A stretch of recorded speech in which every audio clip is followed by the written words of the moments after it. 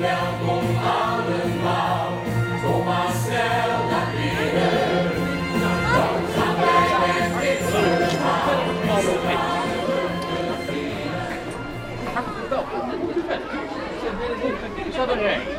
Gaat u naar binnen, Hoogheer? Ja, je kijkt op de Ja, dat is prima. Dan blijf ik hier bij de deur. Dag mevrouw de prinses.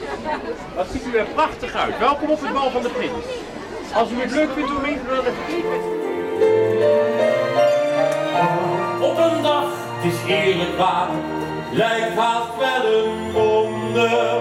Ontmoeten zij een knappe prins, dat is toch heel bijzonder. Ga je mee op reis naar het paleis?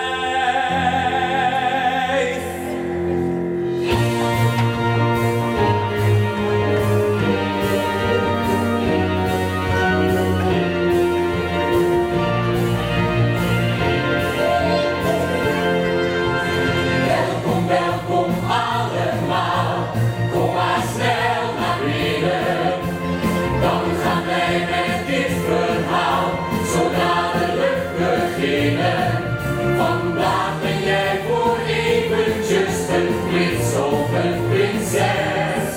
Daarom ben je hier op het bar. Ja, even springen met je handen in de lucht. Heel goed, papa's en mama's mogen ook meedoen hoor. Lekker dingen.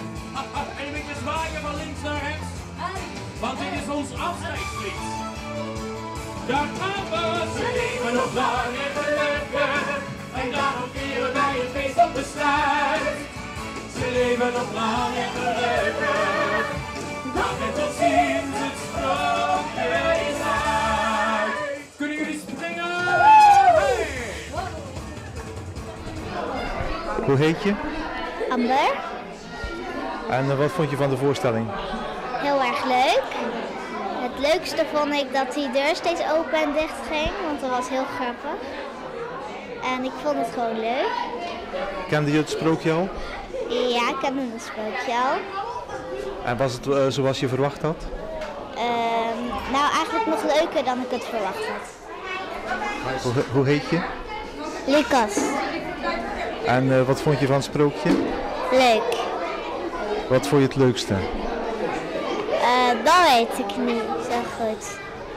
Was het allemaal leuk? Ja.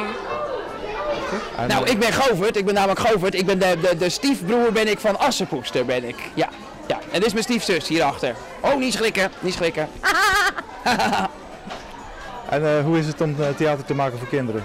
Dat is geweldig. Er is niks leuker dan theater maken voor kinderen, want kinderen zijn namelijk heel erg eerlijk. En die lachen als ze moeten lachen en die lopen weg als ze het niet leuk vinden. En normaal gesproken loopt er niemand weg. Tenminste, als zij niet opkomen natuurlijk, loopt er niemand weg. Hoofd, schouders, knie en teen, knie en teen.